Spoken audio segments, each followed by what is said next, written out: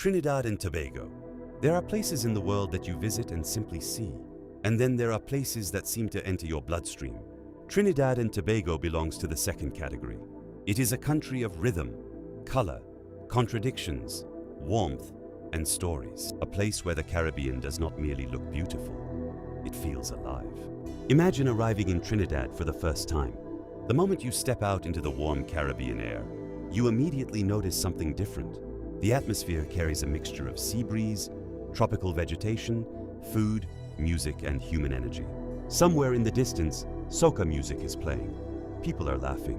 Cars move through the streets. Vendors are preparing food. The sun seems brighter than it has any right to be. But Trinidad and Tobago is much more than beaches and carnival. The country is actually made up of two main islands, Trinidad and Tobago, sitting just off the northeastern coast of Venezuela.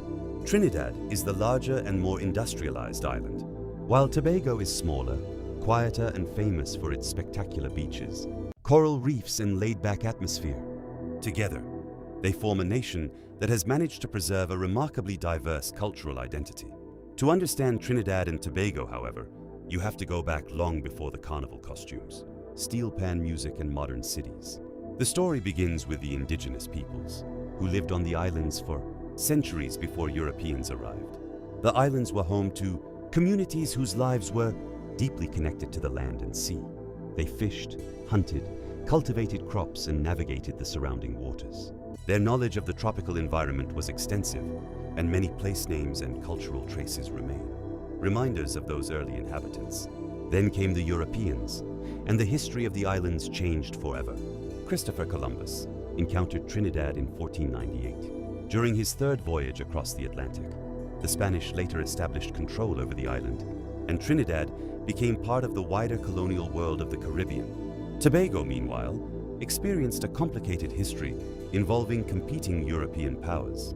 The islands became caught up in the enormous colonial struggle for territory, trade, and resources. Spain, France, Britain, and other European powers all had interests in the Caribbean. But perhaps the most dramatic transformation came with the development of plantation agriculture. Sugar became extremely important. Plantations spread across the islands and enslaved. Africans were brought to the Caribbean to provide labor under brutal conditions. African people arrived carrying much more than their physical bodies. They brought languages, spiritual traditions, music, food, stories, beliefs, and cultural practices. Those traditions would eventually become some of the foundations of Trinidad and Tobago's modern identity. The abolition of slavery in the British Empire in the 19th century did not immediately solve the problems created by the plantation system. Plantation owners still needed labor, and the colonial authorities turned to another enormous migration. People were brought from India as indentured laborers. This changed Trinidad forever. Indian families arrived with their own religions, languages, food traditions, music, clothing, and cultural practices. They worked primarily on plantations and gradually established communities that became permanent parts of the country. This is one of the things that makes Trinidad and Tobago so fascinating.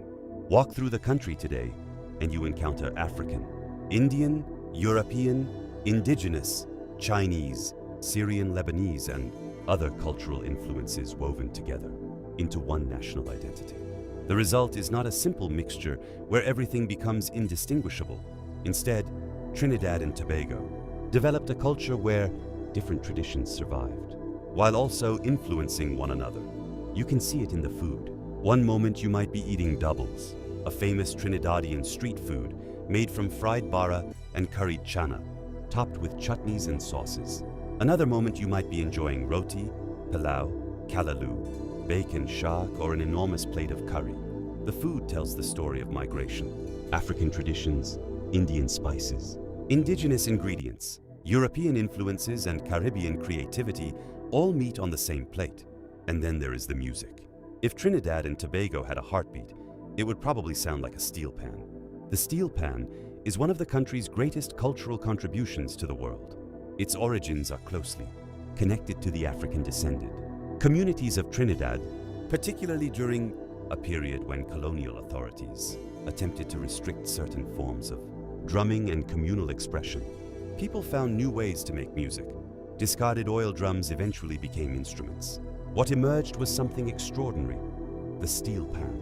Take a piece of industrial metal, shape it carefully, tune it precisely, and suddenly it can produce beautiful musical notes.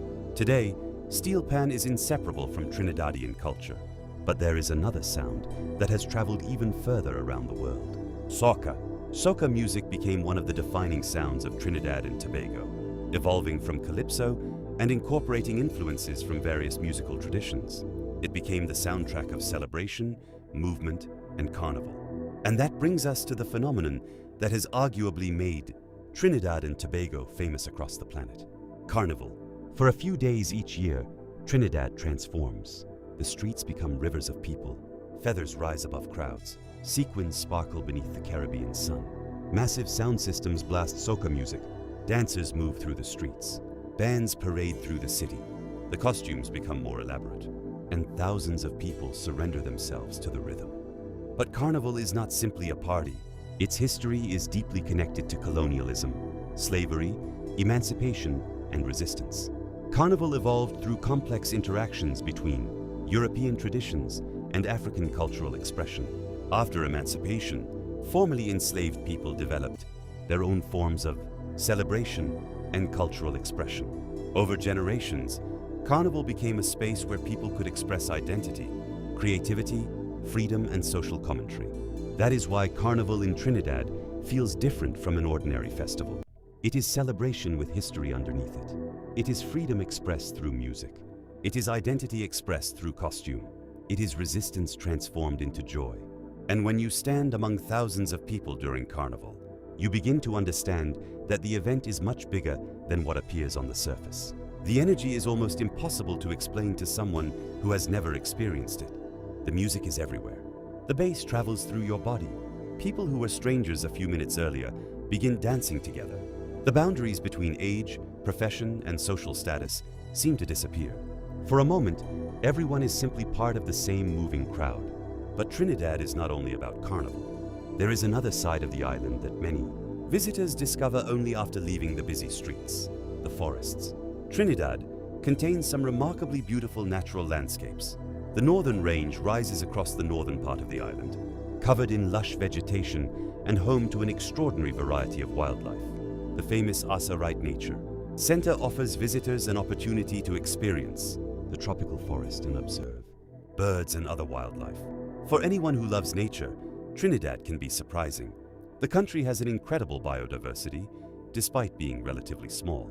You can find hummingbirds, colorful tropical birds, monkeys, reptiles, and countless species of insects and plants. Then there is the Caroni Swamp. As the sun begins to fall, the swamp can become one of the most magical places in the country. Boats move quietly through the wetlands. Mangrove trees rise from the water. Birds fly across the evening sky.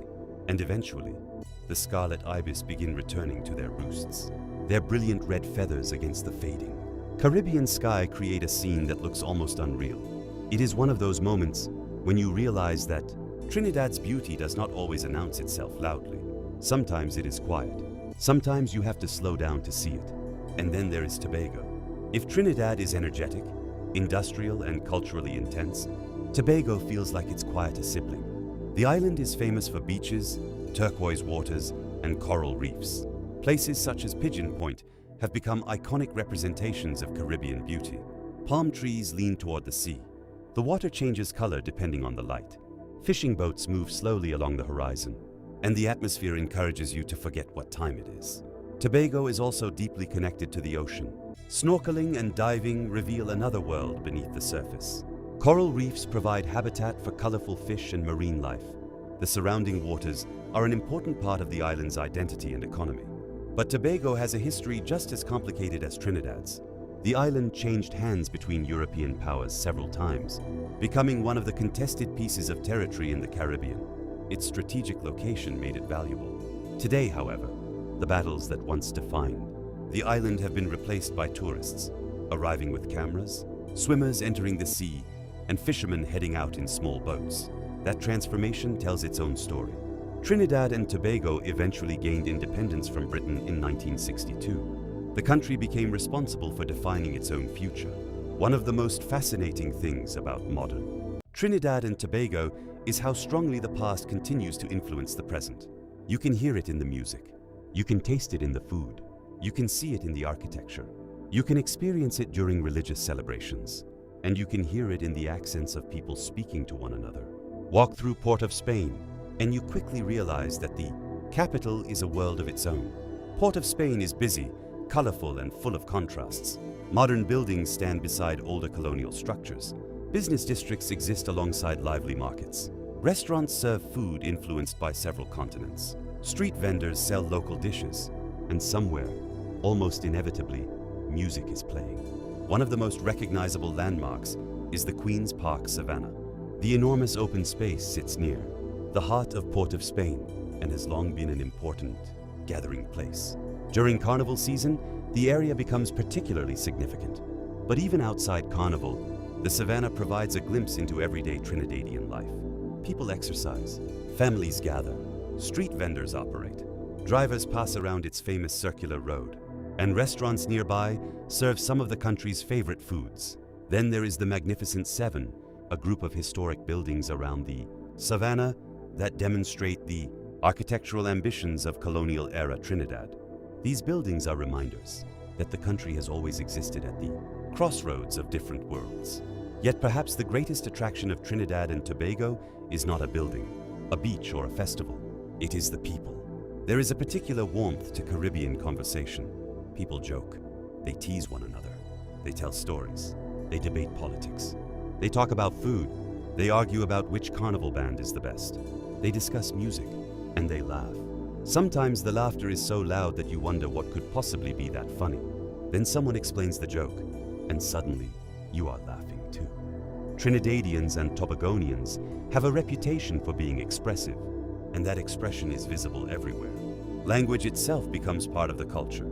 English is the official language, but everyday speech carries influences from African languages, Indian languages, French Creole, Spanish, and other linguistic traditions.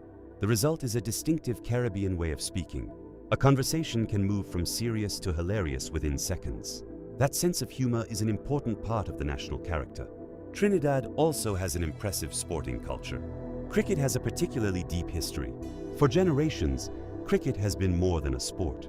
It has been part of Caribbean identity. The legendary Brian Lara, one of the greatest batsmen in cricket history, came from Trinidad. His name is almost synonymous with extraordinary batting. For cricket lovers, visiting Trinidad means stepping into a place that has produced some of the most remarkable talents the sport has ever known. But sport is only one part of the country's cultural influence. Trinidad and Tobago has produced musicians, writers, artists, academics, politicians, and entertainers whose work has traveled far beyond the islands. The country may be small in population, but its cultural footprint is enormous. And perhaps that is the biggest lesson Trinidad and Tobago teaches. You do not have to be a huge country to have a huge influence. Sometimes a small island can change the world through music. Sometimes a humble piece of metal can become a new musical instrument. Sometimes food created from hardship becomes a national treasure. Sometimes a festival born from complicated history becomes an international celebration. And sometimes people who were brought together by circumstances they did not choose create an entirely new culture from the fragments of their past. That is Trinidad and Tobago. It is a country where history is not locked inside museums. History walks through the streets.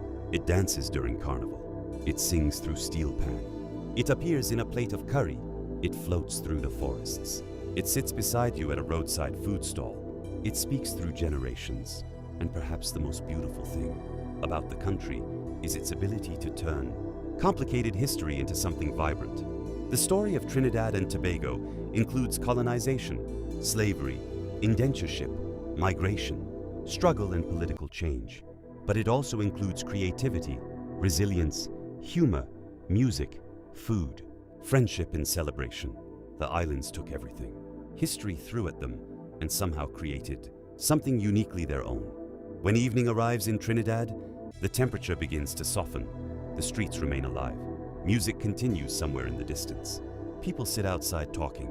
Food vendors prepare another customer's meal. The smell of spices fills the air. A car passes with soca playing loudly. And if you are lucky enough to be standing near the coast, you can watch the Caribbean sun disappear beyond the horizon. For a moment, everything becomes quiet.